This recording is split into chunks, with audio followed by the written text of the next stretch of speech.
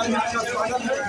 जब डीएमसीएच से मधेपुरा कोर्ट गए, आज उनकी बेल की पेशी थी, लेकिन यहाँ पे पता चला कि केस को खारिज कर दिया गया है और वो पूरी तरीके से इस केस से आज़ाद है। आज उन्होंने पहली बार करीब 5 महीने के बाद प्रेस से बात किया और मुद्दों को उठाया कि जिस तरीके से वर्तमान केंद्र सरकार, राज्य सरकार करके जनता के साथ ही साथ उन्होंने तंज कसा विपक्ष का, कि विपक्ष ने जनता को छोड़ दिया है, जिसके कारण जनता को राहत मिल रहा है कि किसके तरफ हो जाए। साथ ही साथ उन्होंने ड्रग्स का जो कांड हुआ था गुजरात में, उसको लेकर बात किया है। भाई समझे कि प्रेस के साथ आज 5 महीने के बाद उन्होंने प्रेस वार्ता की क्या कहा। ज़्यादा नहीं, आज भी हमारा देश का जो न्याय व्यवस्था है वो सुरक्षित है। कहीं न कहीं कुछ लोकतंत्र और संविधान की रक्षा करने वाले न्यायाधीश महोदय के विचारों में, वैसे ही देश कंप्लीट रूप से कोलैप्स है। कहीं किसानों पर गोली, कहीं आतंकियों के द्वारा गाड़ी, आसाम की स्थिति, मणिपुर की स्थिति,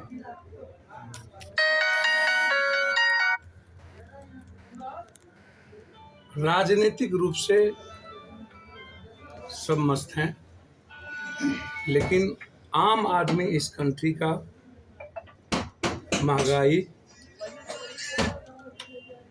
की जो स्थिति है और अर्थव्यवस्था की जो स्थिति है, रोजगार की जो स्थिति है, उसमें आप इतने समझ लीजिए कि किसी का इंटरेस्ट, किसी भी राजनीतिक पार्टियों का इंटरेस्ट, दल का इंटरेस्ट नहीं रहा।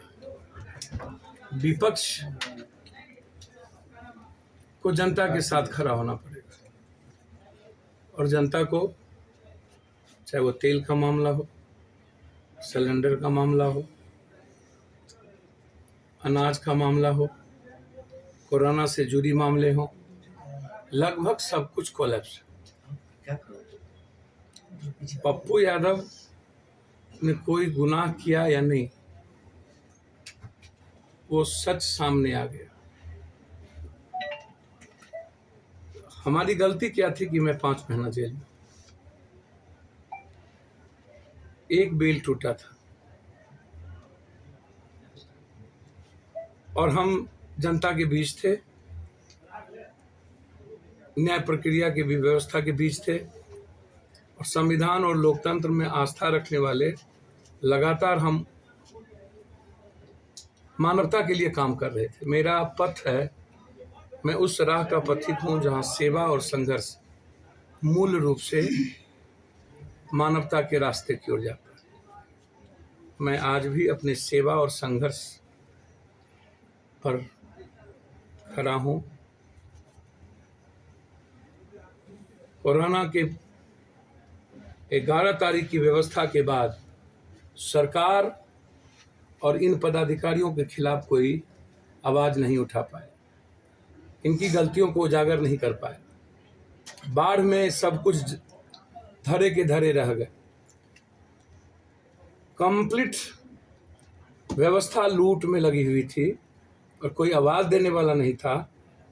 कितने जगह सांप काटने से मर गए, भूख से मर गए, नाव नहीं पहुंचने से मर गए, नाव डूब गए, लेकिन सरकार मस्ती राजनीति कर रही थी।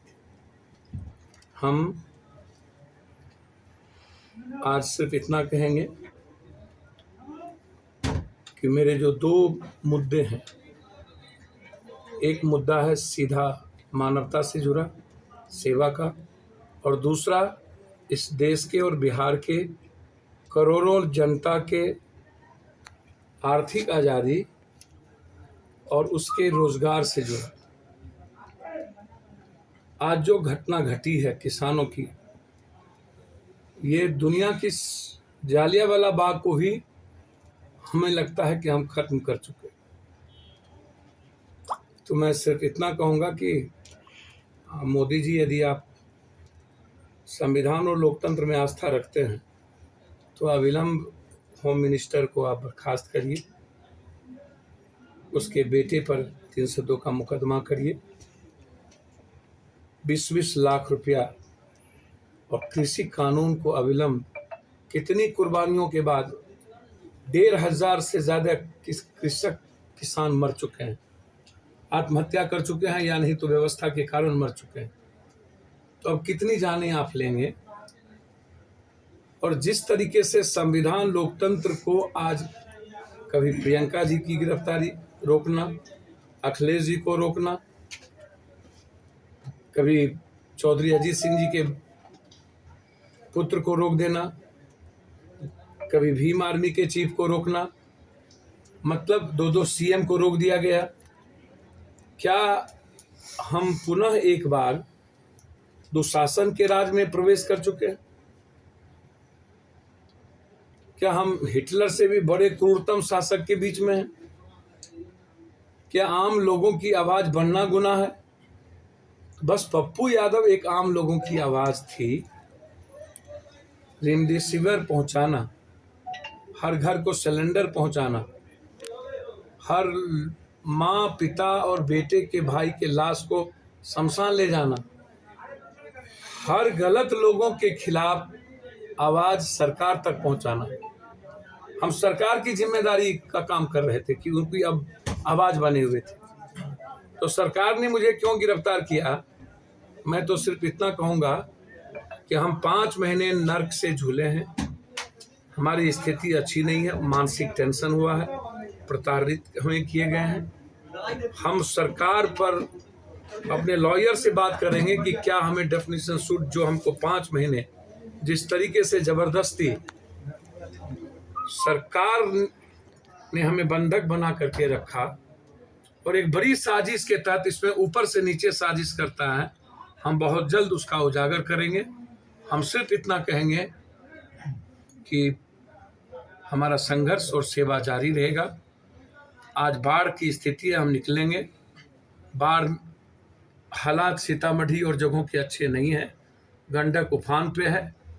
हम कोशिश करेंगे सिंचाई मंत्री की अंतरात्मा को झकझोरने की, उनकी आंखों को खोलने की, और जो हालात और परिस्थिति है उसमें सामने। जिस एम्बुलेंस के बाद यह मामला बढ़ा और आपकी फिर इस तरह का मामला उठा और आप इतने दिनों तक रहे, तो आज वही एम्बुलेंस को ठेल करके फिर यहाँ तक लाया गया। देखिए, वो छोड़िए, उस पर मत जाइए। पूरी सरकार सुन पे अस्पताल आप देख चुके हैं कि नीति आयोग ने क्या कहा है कि पूरे भारत के सबसे अंतिम पायदान पर बिहार है। एजुकेशन अंतिम पायदान पर है, और ये एक दिन में नहीं हुआ है, ये लगातार 30-40 सालों से लगातार बिहार की दुर्गति बना दी गई है।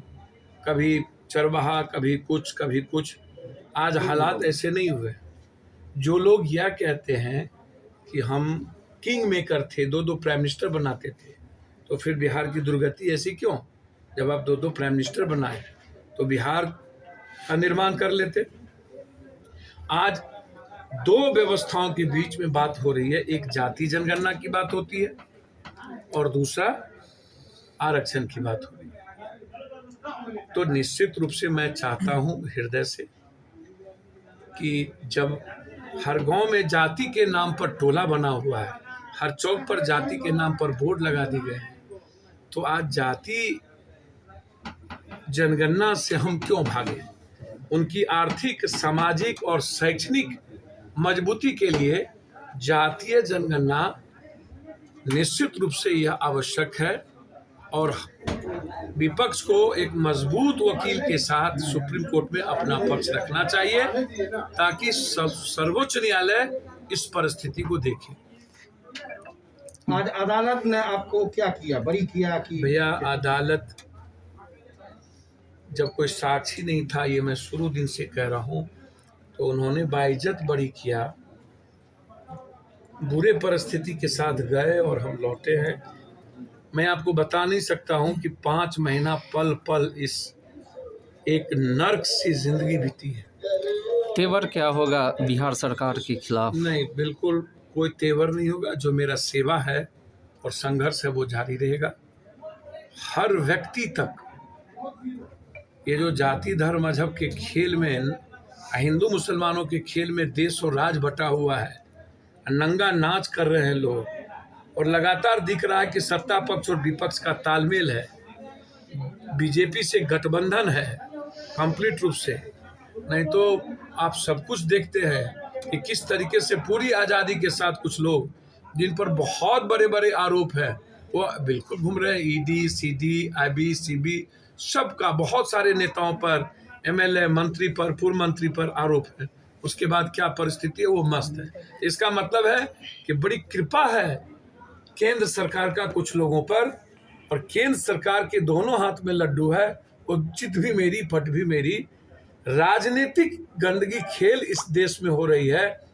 किसानों के सवाल पर कोई चर्चा नहीं होगी, इस देश के जातीय जनगणना पर चर्चा नहीं होगी, इस देश के रोजगार पे चर्चा नहीं होगी, महंगाई पे चर्चा नहीं होगी, अन्य जो हालात है उस पर चर्चा नहीं होगी। बस पॉलिटिकल एक्ट किया जाएगा।